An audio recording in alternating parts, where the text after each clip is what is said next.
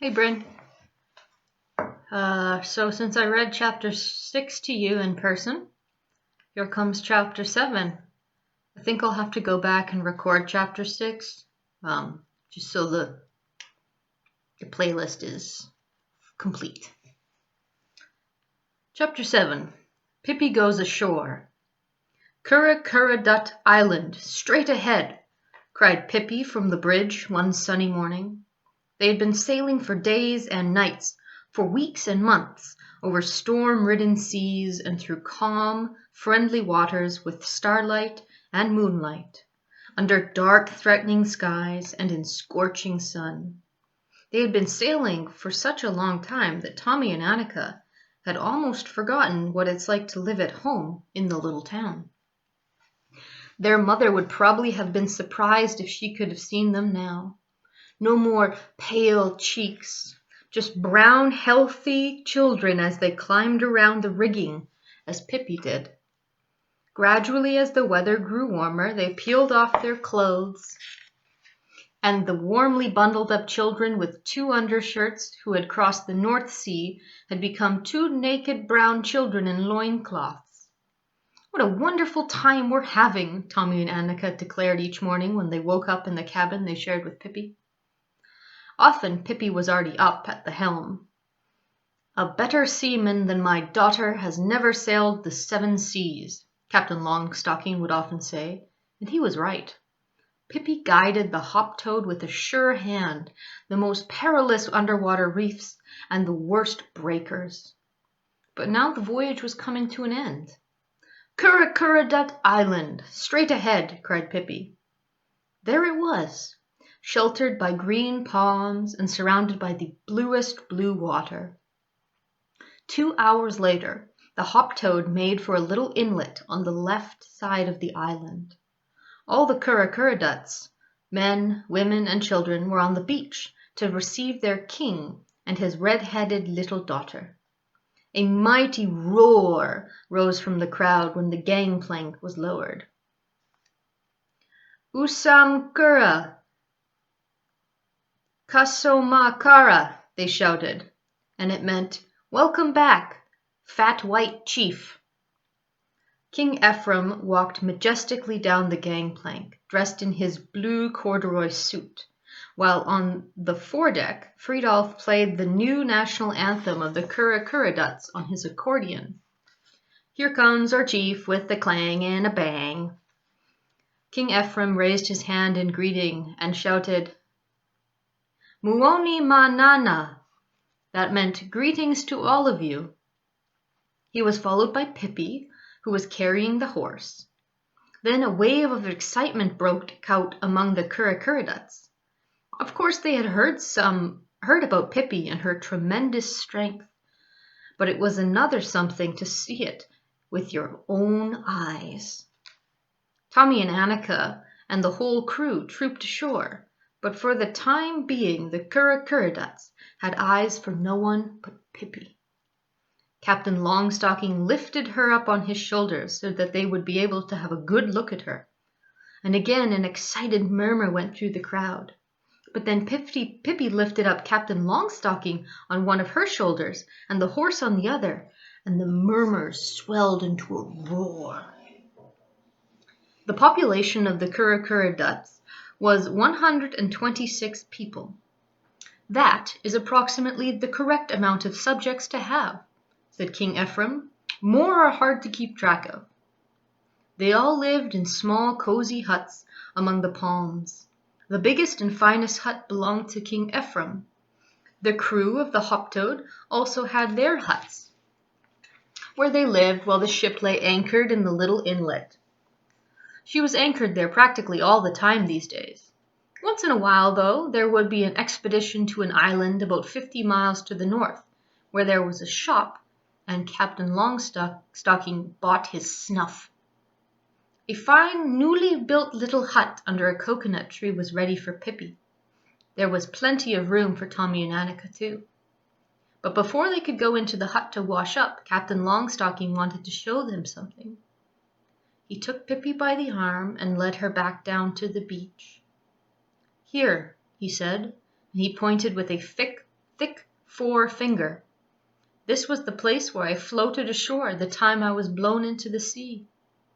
The Curricurriduts had put up a monument to commemorate the strange event. The stone bore an inscription which read, in Curricurridut words, "Over the great wide sea came our fat white chief. This is the place where he floated ashore at the time when the breadfruit trees were in bloom. May he remain just as fat and magnificent as when he came." In a trembling voice with emotion, Captain Longstocking read the inscription out loud for Pippi, Tommy, and Annika. Then he blew his nose with gusto. When the sun had begun to go down and was ready to disappear in the endless embrace of the South Seas, the drums of the Curricurriduts summoned every one to the royal square, which was situated in the middle of the village. There stood King Ephraim's fine throne of bamboo, bedecked with red hibiscus flowers. Are those the ones that are poisonous? He sat on it when he ruled. For Pippi, the Curricurriduts had made a smaller throne which stood next to her father's. In a great hurry they had also put together 2 little bamboo chairs for Tommy and Annika. The roar of the drums grew louder and louder as King Ephraim with great dignity mounted his throne. He had taken off his corduroy suit and was dressed in royal regalia, with a crown on his head, a straw skirt round his waist, a necklace of sharp teeth around his neck, and heavy bracelets around his ankles. With great majesty, Pippi took her place on her throne. She was still wearing the same loincloth around her middle, but she had stuck some red and white flowers in her hair to be a little bit more festive. Annika had done the same, but not Tommy. Nothing could make Tommy stick flowers in his hair.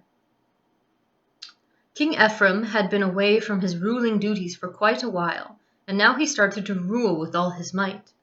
In the meantime, the little Curricurridut children came closer and closer to Pippi's throne. They were filled with awe to think that she was a princess. When they reached the throne, they all threw themselves down on their knees before touching her, touching the ground with their foreheads. Pippi quickly hopped down from her throne. "What's all this?" she asked. "Do you play hunting for treasure down here too? Wait and let me play with you." She got down on her knees and started to nose around the ground. "There seem to have been other treasure hunters before us," she said. After a while, "There isn't much as a pin here, that's for sure." Then she got back up on her throne. Hardly had she sat down than all the children bowed their heads to the ground again. "Have you lost something?" said Pippi. "In any case, it isn't there, so you might as well get up." Luckily, Captain Longstocking had been on the island long enough for the Curricurriduts to learn some of his language. Naturally, they didn't know the meaning of such difficult words as postal money, order, and brigadier general. But they had picked up a lot just the same. Even the children knew most of the common expressions such as "leave me alone" and similar ones. A little boy by the name of Momo could speak the captain's language quite well, because he used to spend a good deal of time at the huts of the crew, listening to the men talking. A pretty little girl called Moana was also able to make out quite well. Now, Momo was trying to explain to Pippi why they were on their knees in front of her. "You be very fine princess," he said.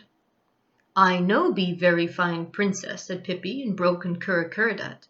"I be really only Pippi Longstocking, and now I'm through with this throne business." She hopped down off her throne, and King Ephraim hopped down off his, because now he was finished with ruling for the day. The sun sank like a red ball of fire in the South Seas, and soon the sky was bright with stars. The Curricurriduts lit a huge fire in the royal square, and King Ephraim, Tommy, Annika, and Pippi, and the crew from the Hoptoad sat down in the grass and watched the Curricurriduts dance around the fire. The muffled rumble of the drums, the exciting dance, the strange perfumes from thousands of exotic flowers in the jungle, the glimmering stars above their heads. Everything made Tommy and Annika feel very strange. The waves of the sea were ceaselessly pounding in the background. "I think that this is a very fine island," said Tommy afterwards, when he and Pippi and Annika had crawled into their beds in the cozy little hut under the coconut tree.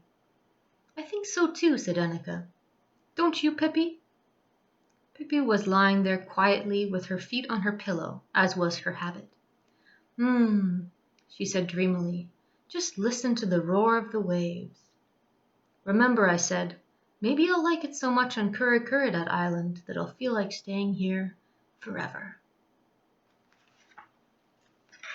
That is the end of chapter 7.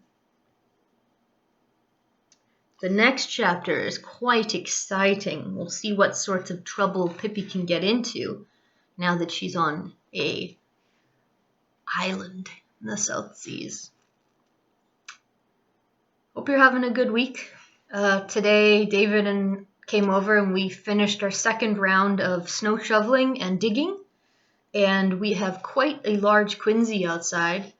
It is probably closing in on 8 feet tall at the moment. And it is spacious enough for several people to sit in. So if it doesn't melt too much, you might get to see it. Who knows? Otherwise, I'll take a picture for you. Good night. Sleep well, kiddo.